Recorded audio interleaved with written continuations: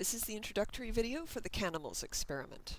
So our apparatus in this experiment are these little cans that we're going to fill up with warm water, and then we're going to use them as a model for a small animal. So can, animal, canimals, har har.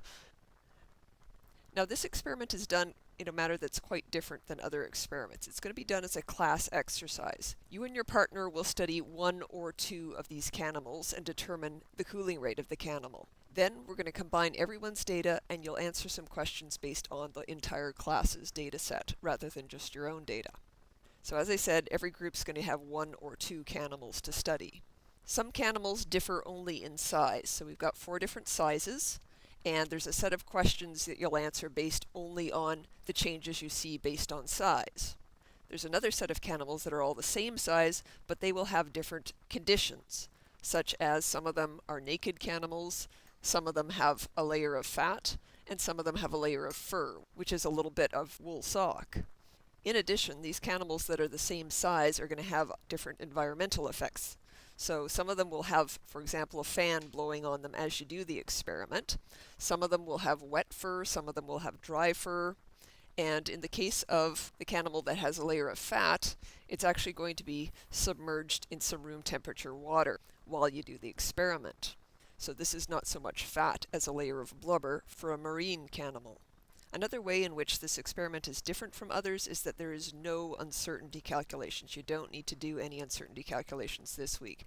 I do want you to record uncertainties on your raw data, but then you don't need to do anything with those uncertainties. You won't need to calculate final uncertainties on your values. Also, for your conclusion, what I'm going to have you do, because there's no uncertainties and thus no way to compare values scientifically, what I'll have you do for your conclusion is just answer the set of questions that is in the back of the experimental write-up in the lab manual. So there's a big set of questions and you'll just answer those and that will be your conclusion. Likewise, I'd like you to do your theory section in your report a little different than normal. In the lab manual, there is quite a long theory section. What I'd like you to do is to read through all of this, and there's different sections. So insulation, conduction, convection, evaporation, radiant heat loss. Write down a couple of sentences explaining each of these. So just summarize it in your own words. And then also put in the very few equations that we're going to be using. Define the variables as usual and explain how they'll be used. So just to summarize that again, your theory section is just going to be a summary of the theory that's in the lab manual. Your conclusion is going to be answering the questions in the lab manual, and you don't need to do any uncertainty calculations for this Canimals experiment. Although I do want you to put uncertainties on your raw data when you record it in your book. Now you are going to be filling up this canimal with water, but before you do that, there's 3 things you want to measure. You want to measure its height and its diameter, and you want to weigh it empty. So get those 3 things. The reason why we want those is when we actually do the experiment, we're going to have this canimal sitting on an insulating pad and have another one on top of it. Because we do that, we're going to assume that the surface area of the canimal is just this outside ring. So it's basically a rectangle wrapped in a circle. So we need the height and the circumference of it. So by measuring the diameter, you can get the circumference, and you'll also then multiply that by the height of the canimal to get the total surface area on this outside rim. So length, diameter, and also its mass while it's empty. If your canimal is supposed to have fur on the outside or fat on the inside, you weigh it without those on. So just bare, no fat, no fur, and no water in it yet. Now at the front of the room, by the sink, you're going to see this strange contraption. This is the reservoir where we get the warm water for our canimals from. So you can open up the lid of this, and then use a container to dip out warm water and to fill up your canimal. There is a black line on the inside of the can. You should fill it up to that line. If your canimal is supposed to be dry on the outside, be careful to not get the outside of it wet. If you do dribble a little bit, then just dry it off. If your canimal is supposed to have wet fur, then you can dip it in the reservoir, squeeze it out just so that it's damp, and then take it back to your desk also. Once you have filled up your canimal to the fill line with warm water, take it back to your desk fairly promptly, put it on the insulated pad, put the lid on, and start stirring while you watch the temperature. The reason why is that there's a very specific range of temperatures when you must take data, and you don't want to miss that window of opportunity. So once you've got your warm water, take it back to your desk fairly quickly. You're also going to need to weigh your Canimal with the water in it, but I recommend you wait till the very end to do that. So take all your data with the temperature first, and then after you're completely done, then go weigh it with the water inside. Now once you've filled up your can to the fill line with warm water, you bring it back to your desk, you put it on the insulating pad, stick the other insulating pad on top of it, your thermometer goes into the middle hole, and then this super high-tech stirring device gets inserted right beside it, and you should start gently stirring, even if you're not quite ready to take data. The reason why is we want the water inside the can to all be at the same temperature, and if you don't stir, then the outside will be cooler than the water in the center. So start stirring gently, so you don't add much energy, but do that constantly throughout the data taking and even before the data taking. The way in which you take data is you'll be stirring this and you'll be watching the temperature. And you're going to take data through a very specific temperature range. You must catch the interval between 39 degrees Celsius and 37 degrees Celsius. So you'll bring your water back, it'll be about 42 degrees Celsius, you stir, and you watch this temperature. And when it gets to 39 degrees Celsius, start timing, and keep stirring.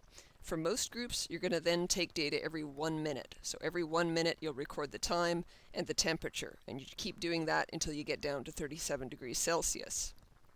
Some Canimals cool a lot faster than others, however, particularly the very small ones, the ones that are wet or have a fan blowing on them, and the ones that are sitting in a bath of room temperature water.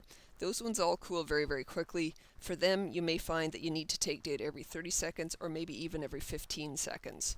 So if you find that your can is cooled too quickly, that you don't have, say, at least 6 data points, then fill up again with warm water, try again, and just take data more often. So every 30 seconds or every 15 seconds if necessary. But like I said, most groups taking data every 1 minute is fine.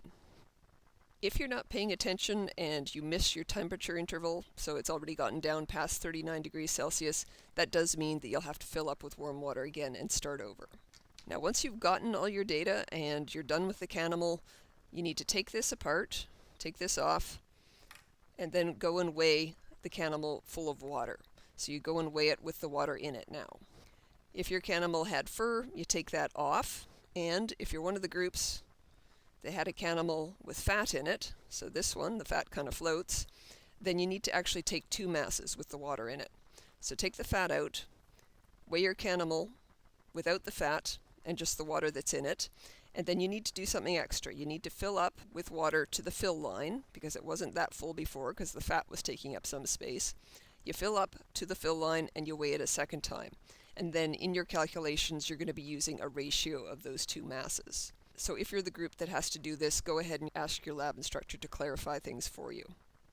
So once you've got your data, you're going to graph it. One thing to be careful of is to convert your units from minutes into seconds. So you do want the slope of this to be in degrees Celsius per second, not per minute.